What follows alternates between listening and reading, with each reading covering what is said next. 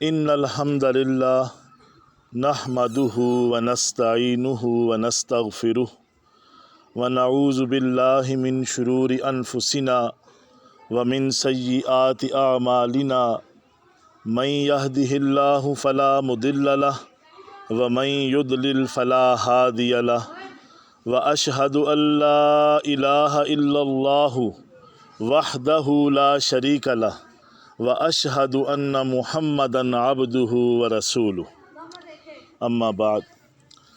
عزیز طلبہ، جیسا کہ آپ کو معلوم ہے ہفتے والے دن ہم کچھ اصلاحی نقطہ نظر سے گفتگو کرتے ہیں۔ اس سے پہلے ہم نماز کے بارے میں بات کر چکے ہیں، استغفار کے بارے میں بات کر چکے ہیں، صاف ستھرا رہنے کے بارے میں بات کر چکے ہیں۔ آج کا ہمارا موضوع ہے جھوٹ۔ تو بچوں، جھوٹ کے بارے میں یاد رکھیں، پیارے نبی صلی اللہ علیہ وسلم نے فرمایا، یہ صحیح بخاری اور صحیح مسلم کی حدیث ہے، علیکم بالصدق، سچائی کو لازم پکڑو، فإن الصدق یہدی الی البر، کیونکہ سچ بولنا نیکی کی طرف لے جاتا ہے اور نیکی جنت کی طرف لے جاتی ہے۔ اور آدمی سچ بولتا رہتا ہے اور سچ بولنے کی کوشش کرتا رہتا ہے، حتیٰ کہ اللہ تعالیٰ کے ہاں اسے بہت سچا لکھ دیا جاتا ہے کہ اس کو لکھ دو۔ اور پیارے نبی صلی اللہ علیہ وسلم نے فرمایا، جھوٹ سے بچو، کیونکہ جھوٹ برائی کی طرف لے جاتا ہے اور برائی آگ تک لے آتی ہے۔ اور آدمی جھوٹ بولتا ہے، یہ حدیث کے الفاظ ہیں، ترجمہ سنا رہا ہوں، اور آدمی جھوٹ بولتا رہتا ہے اور جھوٹ بولنے کی کوشش کرتا رہتا ہے، حتیٰ کہ اللہ تعالیٰ کے ہاں لکھ دیا جاتا ہے یہ بہت جھوٹا ہے۔ اور پیارے نبی صلی اللہ علیہ وسلم نے فرمایا، چار عادتیں جس بندے میں ہوں گی وہ پکا منافق ہے، خالص۔ اس کے اندر پہلی عادت، جب اسے امین بنایا جائے، کوئی امانت رکھی جائے، وہ خیانت کرتا ہے اس میں۔ دوسری عادت، جب بات کرتا ہے تو جھوٹ بولتا ہے، یعنی یہ منافق کی نشانی ہے جھوٹ بولنا۔ اور تیسری عادت کہ جب کسی کے ساتھ جھگڑا کرتا ہے تو پھر بد زبانی کرتا ہے، گالی گلوچ کرتا ہے۔ عزیز بچوں، یہ جھوٹ اس قدر یہ گناہ بڑا ہے کہ یہ آپ کو آگ تک لے جائے گا اگر ہم نے نہ چھوڑا اسے۔ نبی مکرم حضرت محمد مصطفیٰ صلی اللہ علیہ وسلم نے فرمایا، گمان سے بچو، گمان سے بچو، گمان جو ہے یہ سب سے بڑا جھوٹ ہے، یہ حدیث کے لفظ ہیں، یعنی سب سے بڑا جھوٹ ہے۔ اکثر آپ دیکھیں کوئی بڑا کہیں بیٹھا ہو، آپ خواہ سوچنا شروع کر دیں یہ میرے بارے میں کوئی بات کر رہا ہے، یہ ہمارے خلاف کوئی بات کر رہا ہے، یعنی آپ نے بدگمانی کی ہے۔ مت جب تک آپ کو پتہ نہ چل جائے، آپ نے کسی کے بارے میں بدگمانی نہیں کرنی، جب تک معتبر ذرائع سے پتہ نہ چل جائے۔ اور ایک حدیث میں ہے، آدمی کے جھوٹا ہونے کے لیے اتنا ہی کافی ہے کہ سنی سنائی بات آگے کر دے۔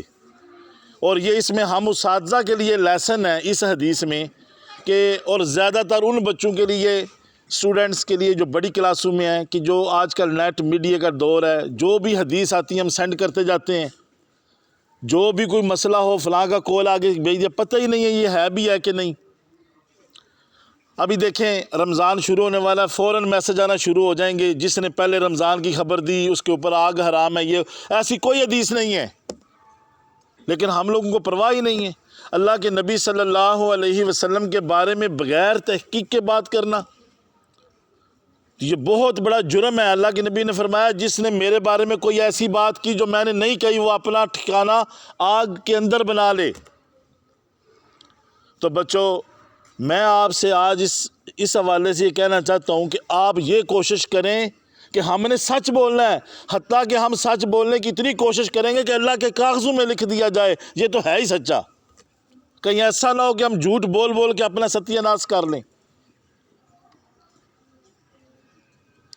پیارے نبی صلی اللہ علیہ وسلم جو بات ہمیں سمجھائی ہے، جو بات انہوں نے ہمیں بتائی ہے، اگر ہم اس پر عمل کریں گے تو ہم بچ جائیں گے، اگر ہم عمل نہیں کریں گے تو مارے جائیں گے۔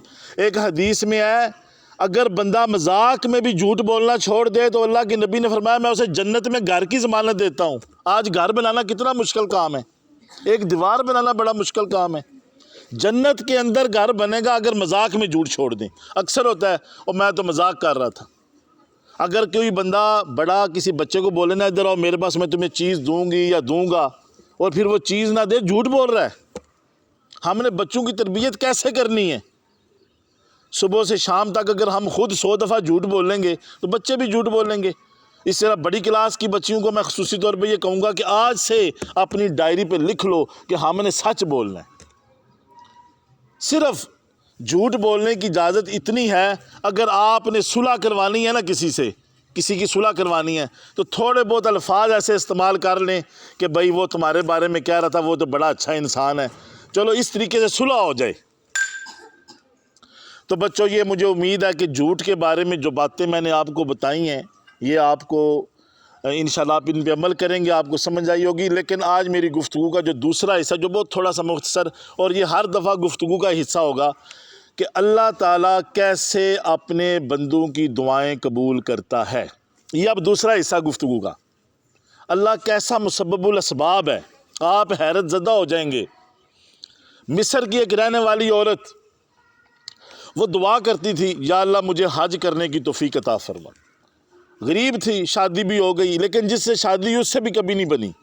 اللہ نے بچے بھی دے دیے، عمر 50 سال پہنچ گئی، 4 بچے تھے، حتیٰ کہ اس کے شوہر نے اسے طلاق دے دی۔ لیکن وہ دعا کرتی تھی کہ یا اللہ مجھے حج کرنے کی توفیق دے، مجھے اپنے گھر بلا لے۔ اب دیکھیں بندے کے پاس پیسے نہیں ہیں، حالات نہیں ہیں، ادھر سے طلاق بھی ہو گئی ہے، بچوں کو کہتی ہے باپ کے پاس ہی رہو، میں تمہارے خرچے کدھر سے پوری کروں گی۔ وہ کہتی ہے میں نے اپنا عدت کا زمانہ بڑی مشکل سے پورا کیا، جیسے ہی میری عدت پوری ہوئی 3-4 دن گزرے ہیں، میری ایک سہیلی جو ہے نا وہ مجھے کہتی ہے کہ سعودی عرب کا ایک بندہ ہے، اس کی عمر 90 سال ہے، تو وہ شادی کرنا چاہتا ہے، تمہاری آرزو ہے تو بتاؤ۔ کہتی ہے نہیں میں وہ 90 سال کا، میری 50 سال عمر ہے تو بنتا نہیں ہے۔ وہ عورت کہتی ہے بات سنو، تم نکاح کرو، کیا پتہ تم اسی طرح حج کر لو۔ جب اس نے حج کا سنا تو کہتی چلو ٹھیک ہے۔ وہ بوڑھا شخص تھا، اس کی طبیعت بھی ٹھیک نہیں تھی، وہ آیا ہوا تھا مصر، نکاح ہو گیا۔ وہ کہتا ہے کہ میں تو بھی جا رہا ہوں، میری ٹکٹ ہے، تو میں وہاں جا کے تو 1 ہفتے کے اندر تمہیں بلا لوں گا، مدینہ شریف کا رہنے والا، میں تمہیں بلا لوں گا تو پھر ہم اپنی زندگی گزاریں گے۔ کہتی ہے ٹھیک ہے۔ تقریباً 1 ہفتے بعد یا 10 دن بعد اسے جو ہے نا وہ بائی پوسٹ اس کو ویزا ملا اور اس کو ٹکٹ ملی کہ تم نے یہ تمہاری ٹکٹ ہے، فلاں دن تم نے جانا ہے، یہ تمہارے شوہر کی طرف سے۔ جب وہ ایئرپورٹ پر اتری ہے مدینے میں، اور پھر وہ جب گھر گئی ہے، بہت بڑا گھر تھا، وہاں پر سارے اس کے شوہر کے جو بچے تھے سب وہ موجود تھے، گھر کی فیملی موجود تھی، لیکن ان میں اس کا شوہر کوئی نہیں تھا۔ وہ کہتی ہے میرا ہسبینڈ کدھر ہے؟ تو اس کے بچوں نے بتایا کہ وہ جب ادھر سے آئے ہیں تو پہلے 3 دن انہوں نے یہی کام کیا، آپ کا ویزا وغیرہ لگوایا ہے، یہ ہار بھی انہوں نے آپ کے لیے خریدا ہے، لیکن یہ ہے کہ ان کی ڈیتھ ہو گئی ہے، اور ہم یہ چاہتے تھے کہ آپ عدت یہاں گزاریں، اس لیے ہم نے آپ کا جو ہے ویزے کا بندوبست کر دیا۔ کہتی ہے میں نے پھر وہ مزید عدت گزاری 4 ماہ 10 دن، جیسے ہی عدت پوری ہوئی تو ادھر سے ذی الحجہ کا مہینہ شروع ہو گیا۔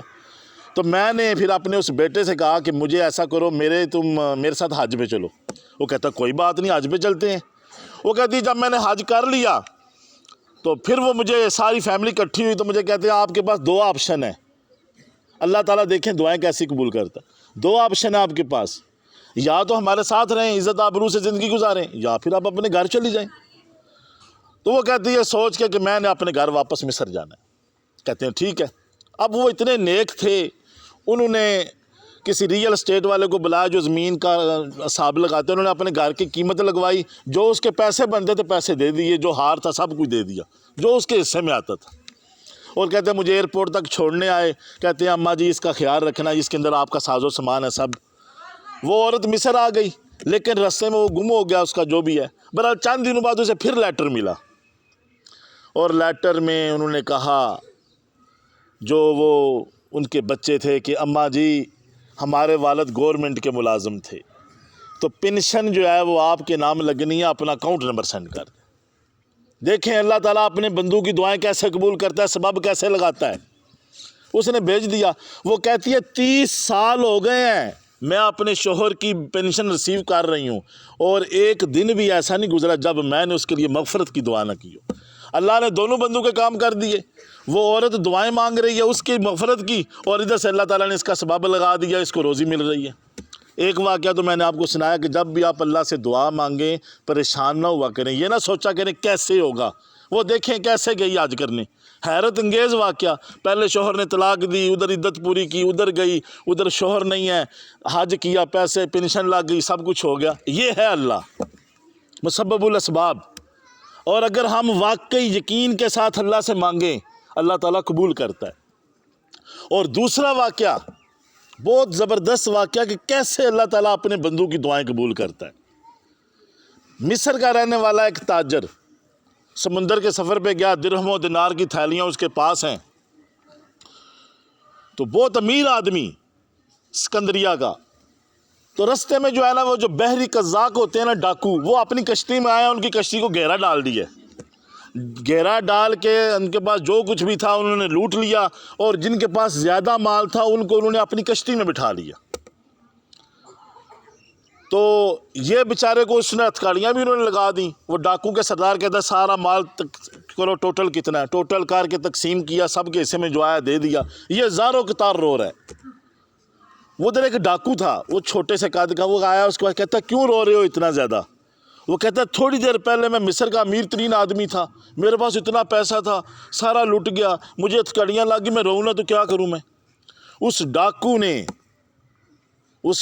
نے اس کے سر پر سرخ ٹوپی تھی، تاجر کے سر پر، اس کی ٹوپی کو اتارا اور ہوا میں پھینکی۔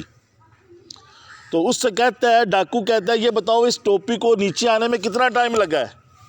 وہ کہتا ہے کچھ بھی نہیں، 1-2 سیکنڈ نہیں لگے۔ کہتا ہے ڈاکو نے مجھے کہا اللہ کی قسم اللہ اس بات پر قادر ہے کہ اس سے بھی کم وقت میں تیرے حالات بدلی کر دے، تیری کیفیت ہی بدلی کر دے، تو رو رہا ہے۔ وہ کہتا ہے ڈاکو تو چلا گیا، میں چپ کر گیا کہ ڈاکو مجھے کیا پیغام دے کے گیا ہے۔ کہتا ہے اب میں نے اللہ کے سامنے رونا شروع کر دیا کہ یا اللہ میں تو پھنس گیا ہوں، مجھے ہتھکڑیاں لگی ہوئی ہیں۔ کہتا ہے میں دعائیں کر ہی رہا ہوں کہ ادھر سے گورنمنٹ کا جو اس وقت کا جو بادشاہ تھا وہ آئی کشتی، اس کے ساتھ فوجی تھے، انہوں نے ڈاکو کی کشتی کو گھیرا ڈال دیا۔ وہ کہتے ہیں فوراً انہوں نے آنن فانن پتہ نہیں چلنے دیا، ڈاکو سارے گرفتار کر لیے ہیں اور ڈاکو کو ہتھکڑیاں لگا دی، ہماری ہتھکڑیاں کھول دی۔ انہوں نے کشتی میں بٹھا کے ہمیں واپس لے کے گئے ہیں ساحل پہ، اور ایک ایک پائی، ایک ایک دینار میرا مجھے واپس کر دیا۔ اور کہتے ہیں جب وہ میرے پاس آ گیا ہے تو اس جرنل نے کہا ہے کہ یہ سارے ڈاکو اب بازار جائیں گے اور ان کو اب غلام بنا کے فروخت کیا جائے گا۔ کہانی جو ہے وہ تھوڑی اب شروع ہو رہی ہے۔ تو وہ بندہ کہتا ہے میں بھی ڈاکو کے پیچھے پیچھے اور فوج کے پیچھے، چلو یہ ان کا سودا ہوگا تو دیکھتے ہیں۔ وہ سارے ڈاکو بک بک گئے، تو یہ جو ایک تھا نا چھوٹے قد والا، یہ اس کے انتظار میں تھا۔ جب اس کی باری آئی تو یہ تاجر آگے آ گیا، کہتا ہے میں اس کی بولی لگاتا ہوں۔ دوسرے نے کہا اتنی، اس نے بولی بڑھا چڑھا کے بیان کی، اس کا ذہن تھا کہ میں نے اس کو خریدنا ہے۔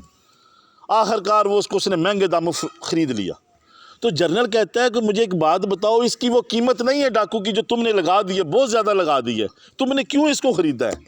اس نے ساری کہانی سنائی کہ اس طرح مجھے ہتھکڑیاں لگی ہوئی تھیں اور اس بندے نے آ کے توحیدی لیکچر مجھے دیا ہے اور میں اللہ کے سامنے رویا ہوں اور میرا مسئلہ حل ہو گیا، میں کیوں نہ اس کو خریدوں؟ وہ بندہ کہتا ہے جاؤ پھر، تم سے کوئی قیمت نہیں لینی، یہ مفت میں تمہیں دے رہے ہیں۔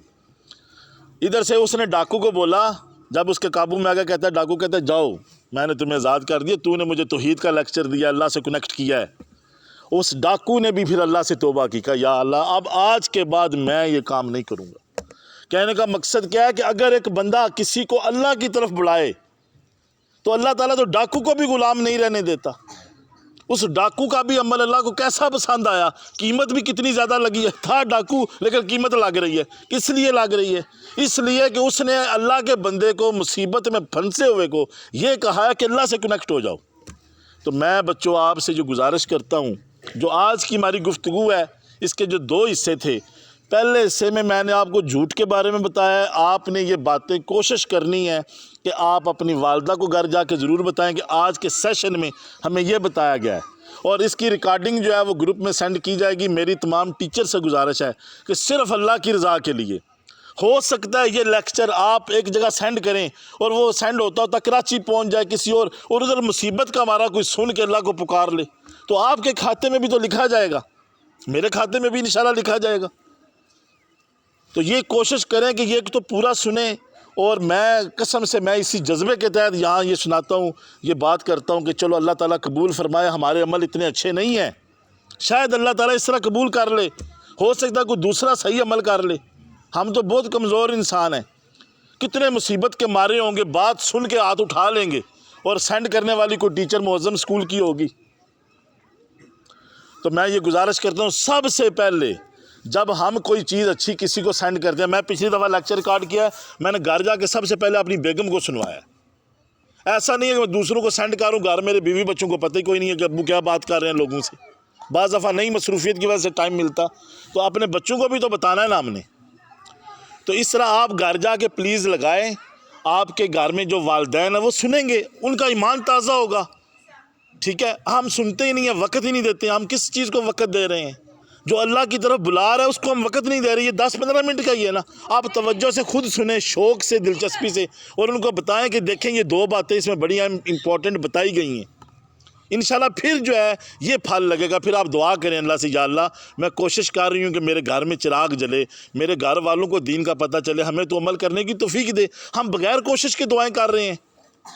اساتذہ کا کام ہے ٹیچرز کو بتائیں، اپنے اسٹوڈنٹس کو بتائیں، اس کو آگے سینڈ کریں، شیئر کریں۔ آپ کو پتہ میڈیا کس چیز سے بھرا پڑا ہے؟